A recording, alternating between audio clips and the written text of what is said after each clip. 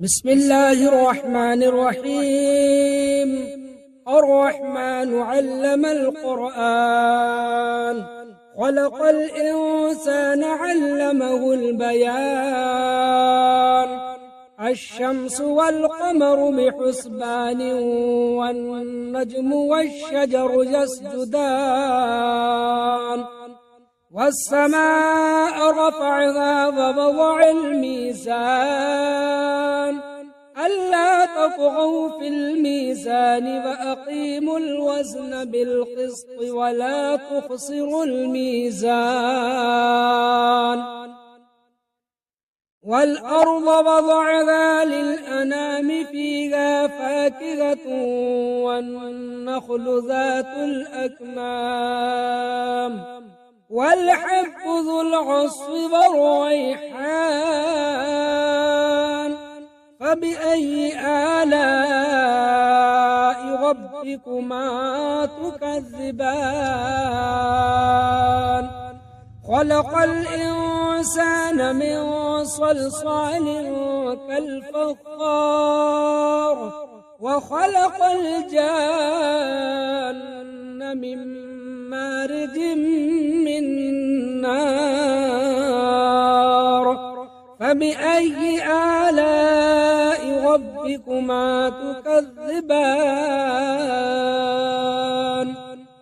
رب المشرقين ورب المغربين، فبأي آلاء ربكما تكذبان؟ مرج البحرين يلتقيان، بينهما برزخ لا يبغيان. فبأي آلاء ربكما تكذبان؟ يخرج منهما اللؤلؤ والمرجان، فبأي آلاء ربكما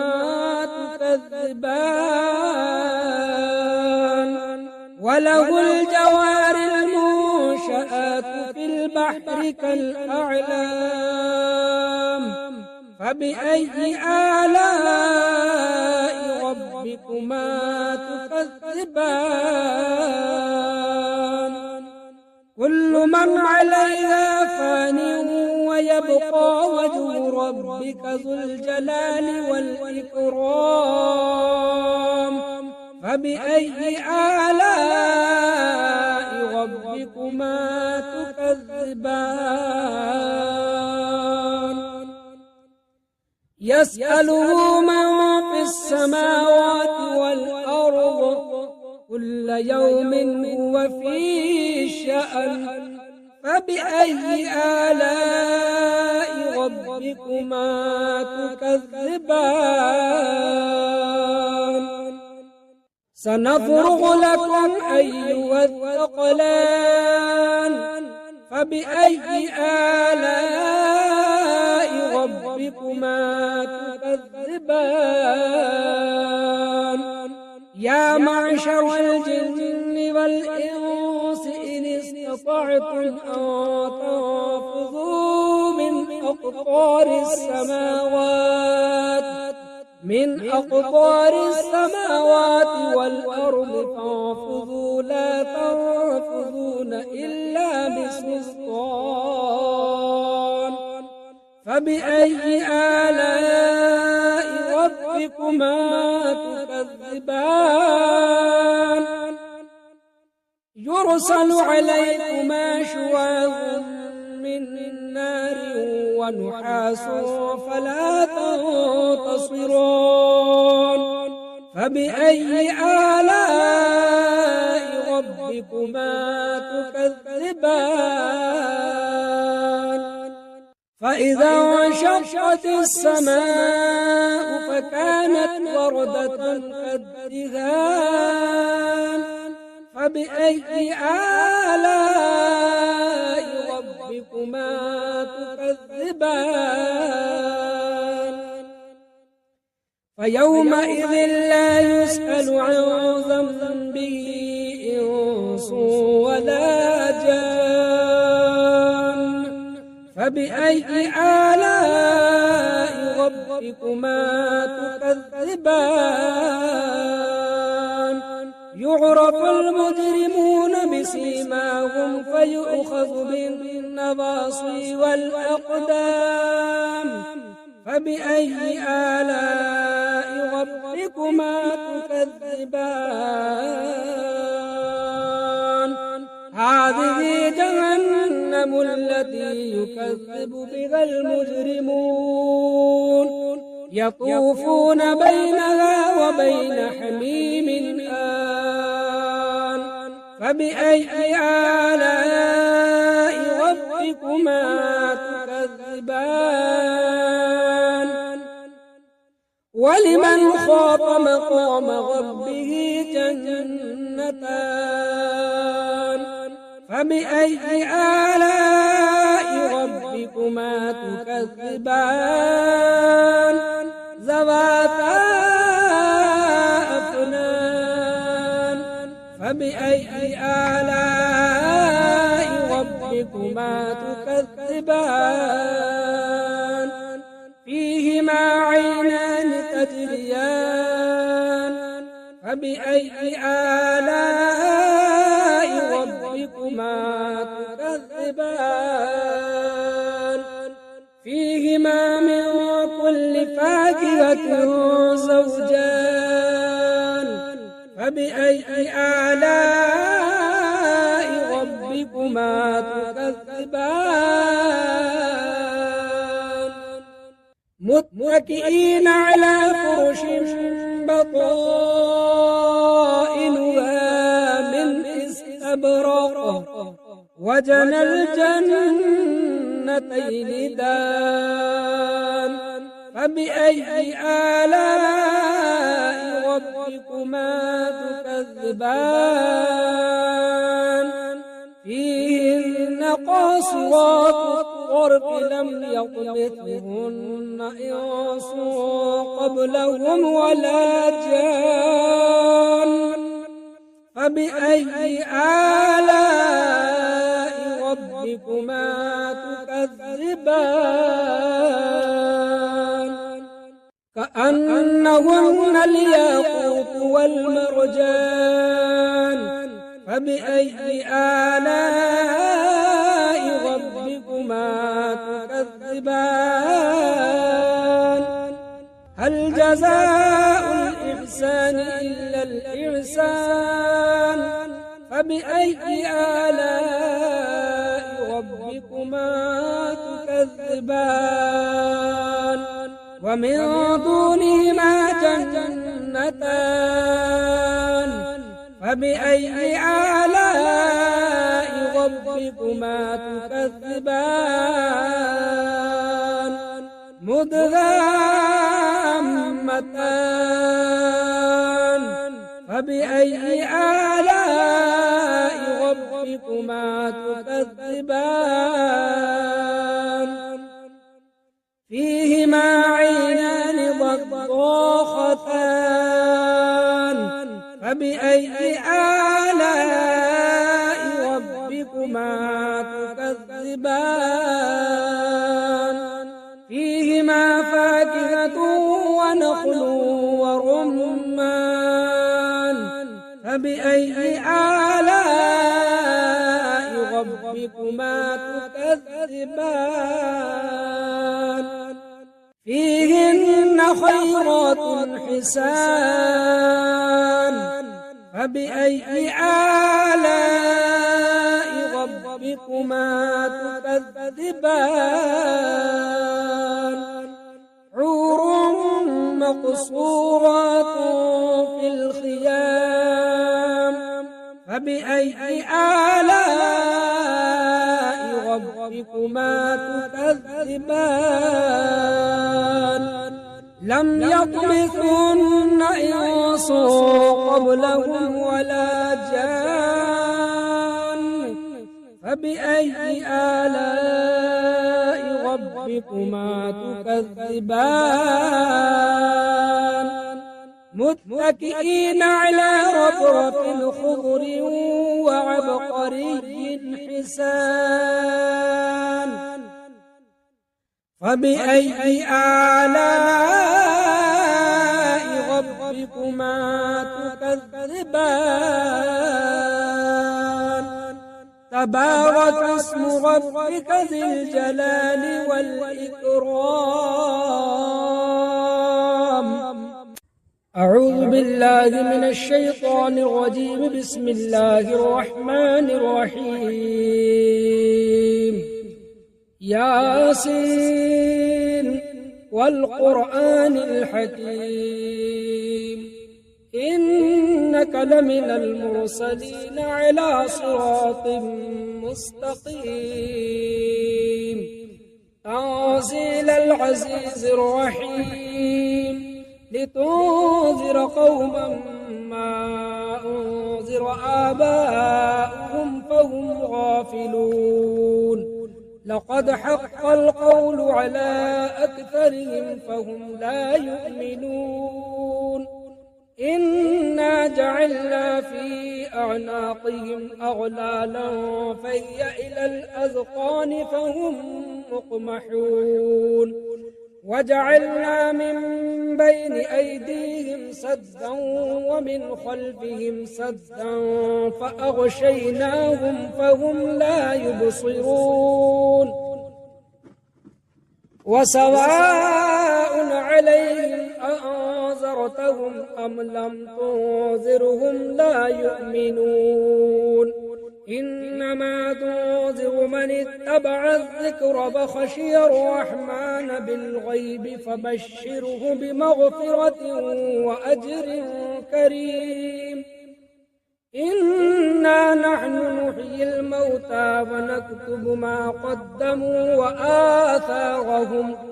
وكل شيء أحصيناه في إمام مبين واضرب لهم مثلا أصحاب القرية إذ جاءها المرسلون إذ أرسلنا إليهم اثنين فكذبوهما فعززنا بثالث فقالوا إنا إليكم مرسلون قالوا ما أنتم إلا بشر مثلنا وما أنزل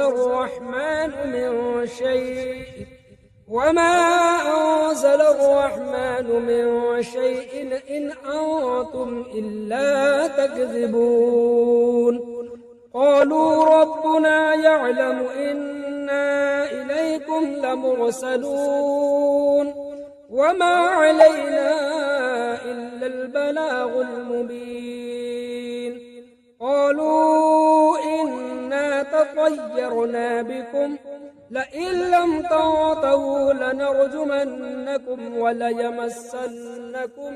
منا عذاب أليم قالوا طائركم معكم أئن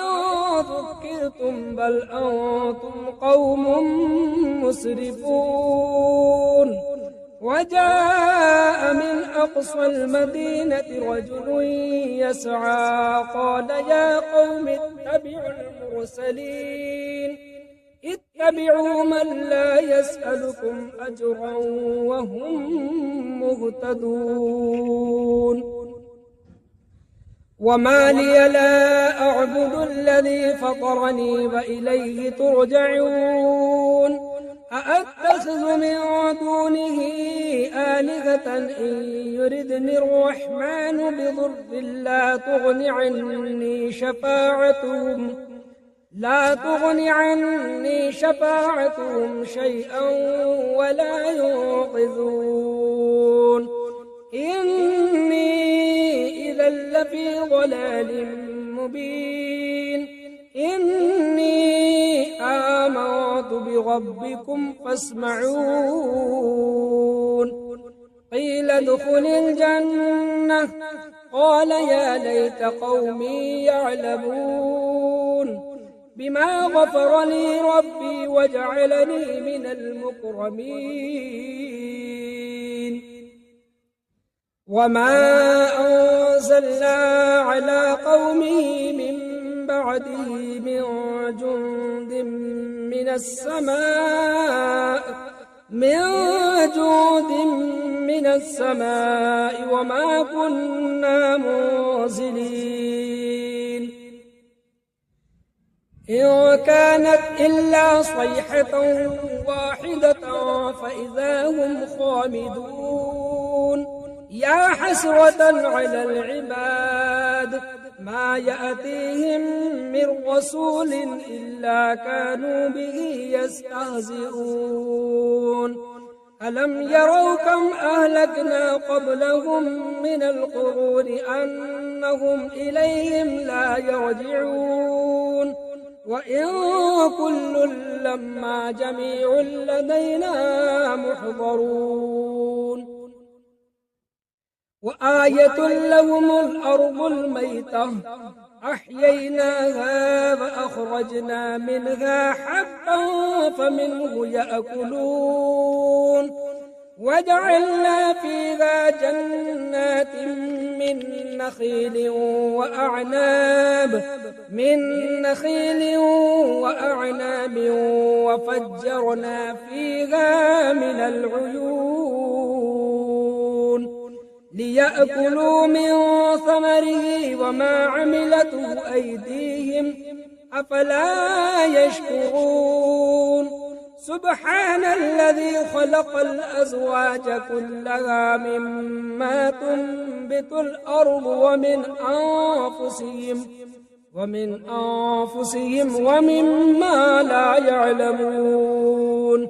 وآية لهم الليل نسلخ منه النهار فإذا هم مظلمون والشمس تجري لمستقر لها ذلك تقدير العزيز العليم والقمر قدرناه منازل حتى عاد كالعرجون القديم لا الشمس ينبغي لها أن تدرك القمر ولا الليل سابق النهار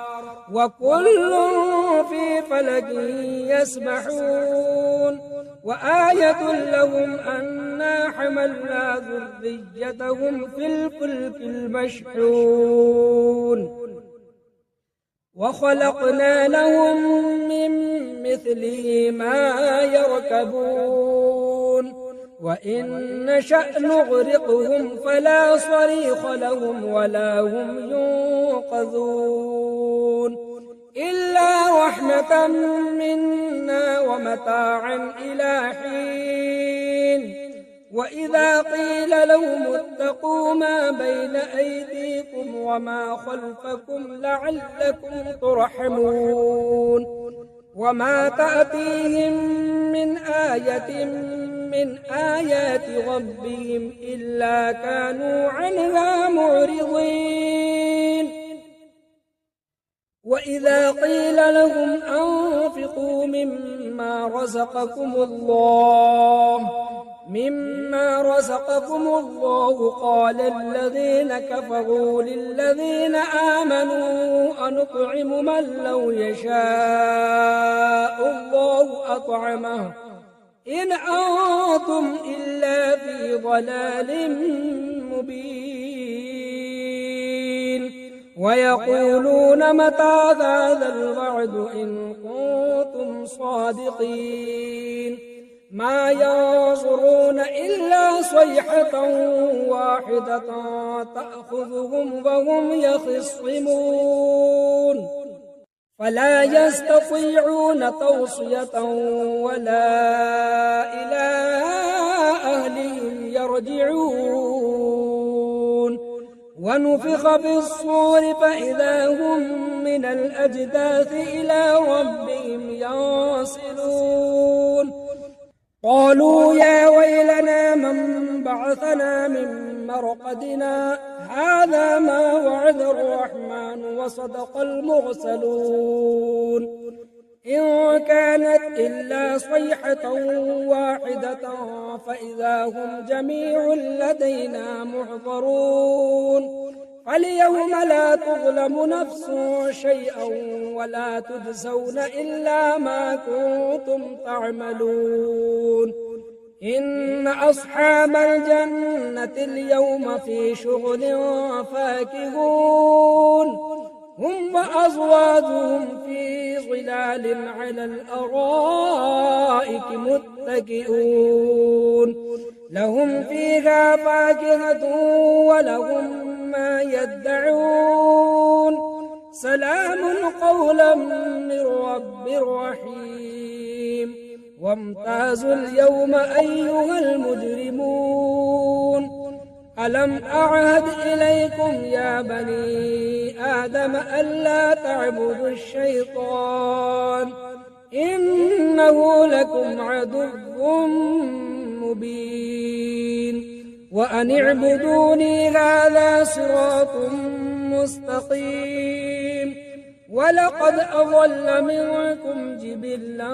كثيرا أفلم تكونوا تعقلون هذه جهنم التي كنتم توعدون اصلوها اليوم بما كنتم تكفرون اليوم نختم على أفواههم وتكلمنا أيديهم وتشهد أرجلهم بما كانوا يكسبون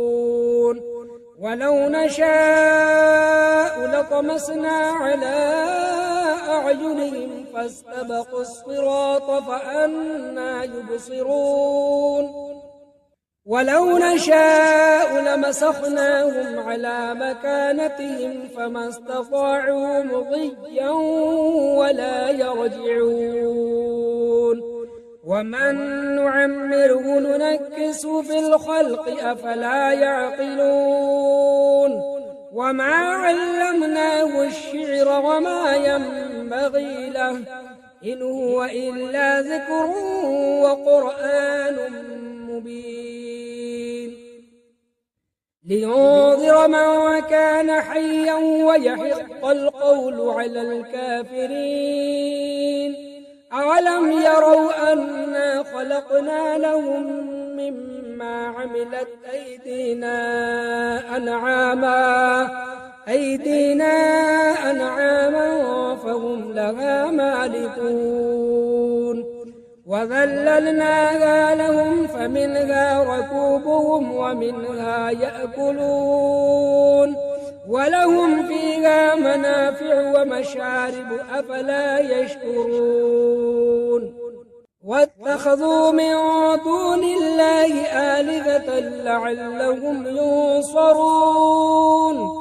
لا يستطيعون نصرهم وهم لهم جند